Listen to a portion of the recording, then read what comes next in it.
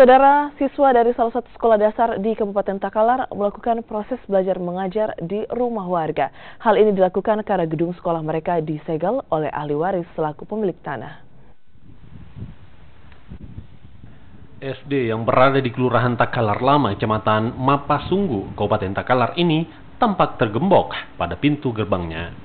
Tidak terlihat adanya aktivitas belajar mengajar dari Sekolah Dasar Negeri 24 ini seperti sekolah pada umumnya. Tidak adanya aktivitas ini lantaran ahli waris pemilik lahan menyegel sekolah tersebut. Menyiasati hal ini, pihak sekolah pun memilih melakukan proses belajar mengajar di salah satu rumah milik warga. Sebanyak 6 kelas yang terdiri dari 100 siswa ini harus berbagi tempat dalam satu rumah yang luasnya hanya 10 meter persegi. Kejadian ini sudah berlangsung sejak April 2017 lalu. Kebetulan sekolahnya Pak di Gembok. Di Gembok? Iya. Sama siapa, Bu? Ya? Sama siapa? Sama yang ahli warisnya itu. Alasannya, Bu? Alasan sendiri? Alasannya kita kurang tahu juga bagaimana itu sehingga sekolah itu di Gembok. Sudah berapa lama, Bu, murid belajar seperti ini?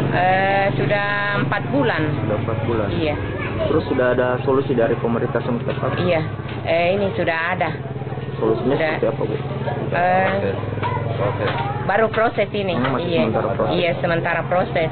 Para siswa berharap pemerintah setempat turun tangan menangani persoalan ini agar proses belajar mengajar dapat kembali dilakukan layaknya siswa di sekolah lainnya.